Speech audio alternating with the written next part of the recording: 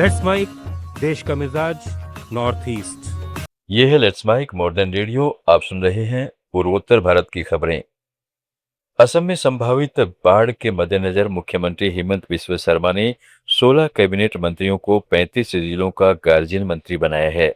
इन मंत्रियों को प्रशासनिक समन्वय, विकास कार्यों की निगरानी और जिलों के साथ लगातार संपर्क बनाए रखने की जिम्मेदारी दी गई है, ताकि मानसून में आने वाली चुनौतियों से निपटा जा सके।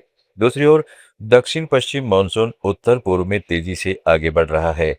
मौसम विभाग के मुताबिक अगले 3-4 दिनों में ये पूरा क्षेत्र कवर कर लेगा। असम, अरुणाचल प्रदेश, नागालैंड, मणिपुर, मिजोरम समेत कई इलाकों में भारी बारिश और आंधी की संभावना है। मेघालय में यूनाइटेड डेमोक्रेटिक पार्टी ने अपने पूर्व उपाध्यक्ष रॉबर्ट जूनखार जहरीन के इस्तीफे के बाद पार्टी में दरार की खबरों को सिरे से खारिज कर दिया है। मान सिंह विधायक और यूडीपी नेता ओलान सिंह सुइन ने शिलोंग में मीडिया से कहा है कि राजनीतिक दलों में मतभेद और इस्तीफे आम बात है, इससे संगठन में कोई विभाजन नहीं है। पार्टी पूरी तरह एकजुट है और सभी फैसले सर्वसम्मति से लिए जाते हैं। बता दें कि खारज हरिन ने राज्यसभा चुनाव में एनपीपी उम्मीदवार जेम्स पी के संगमा को समर्थन देने के फैसले पर आपत्ति जताते हुए इस्तीफा दिया था। यूडीपी ने स्पष्ट किया है कि यह फैसला मेघालय में सत्तारूढ़ गठबंधन के संसदीय दल का था, किसी एक पार्टी का नहीं। पार्टी अब ग्रास रूट स्तर पर अपनी संगठनात्मक ताकत बढ़ाने की तैयारी कर रही है। त्रिपुरा में अगरतला के महाराजगंज बाजार में बाजार समिति के नेताओं पर सरकारी जमीन और दुकानों को बिना किसी अधिकार के निजी लोगों को बेचने का आरोप लगा है। आरोपियों ने Maharajganj market vegetable retail traders association के सचिव नकुल देवनाथ, होलसेल कमेटी के सचिव विकास साहा और खन्ना मार्केट के उपाध्यक्ष हरिहर देवनाथ शामिल हैं। आरोप है कि उन्होंने पब्लिक टॉयलेट के पीछे की सरकारी जमीन पर दुकानें बनाकर एक व्यापारी को करीब 20 लाख रुपए और दूसरे को 12 लाख रुपए में बेच दी।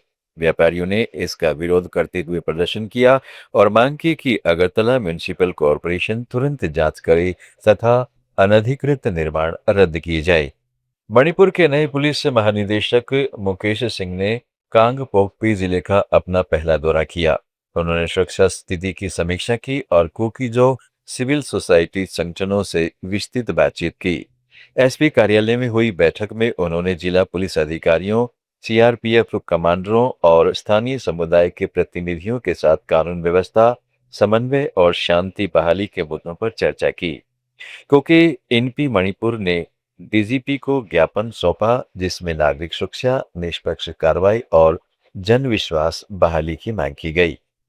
अरुणाचल प्रदेश में भारतीय सेना ने ऑपरेशन सद्भावना के तहत सेंग इलाके में 9,300 फीट की ऊंचाई पर सामुदायिक हॉल और गोम्पा का शुभारंभ किया है। गुरु तुलकू रिनपोचे ने इसका उद्घाटन किया।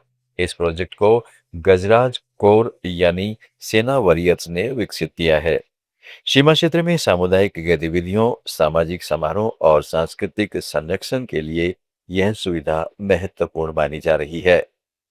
ड्राई स्टेट मिजोरम में चिकित्सकीय कारणों से शराब की अनुमति देने वाले रेड कार्ड सिस्टम के तहत सरकार ने सख्त बहुस्तरीय सत्यापन प्रक्रिया शुरू कर दी है। अब आवेदकों को पंजीकृत डॉक्टर का प्रिस्क्रिप्शन जमा कराना होगा, जिसकी जांच जिले के मेडिकल सुपरिटेंडेंट करेंगे। इसके बाद ही रेड कार्ड जारी होगा, जो 1 साल के लिए वैध होगा और इसकी फीस 5,000 रुपये होगी। कार्ड धारक डॉक्टर द्वारा निर्धारित मात्रा में ही शराब खरीद सकेंगे। आइजोल में एक्साइज विभाग ने एक विशेष आउटलेट भी खोला है, जहां कोर्ट से मंजूर जब्त शराब 75% सस्ती दर पर उपलब्ध होगी। इस कदम से चिकित्सकीय जरूरतों को ध्यान में रखते हुए शराब नियंत्रण को और प्रभावी बनाने की कोशिश की जा रही है। इधर नागालैंड से खबर है कि ड्राई स्टेट होने के बावजूद यहां शराब की खपत राष्ट्रीय औसत से ज्यादा बनी हुई है। राष्ट्रीय परिवार स्वास्थ्य सर्वेक्षण 6 के ताजा आंकड़ों के मुताबिक राज्य में 26.9% पुरुष और 1.6% महिलाएं शराब पीने की बात स्वीकार करती हैं, जबकि पूरे देश में यह आंकड़ा पुरुषों में 18.9% और महिलाओं में 1.1% है।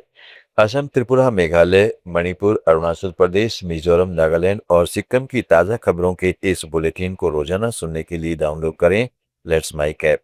जुड़े रहिए लेट्स माइक के साथ।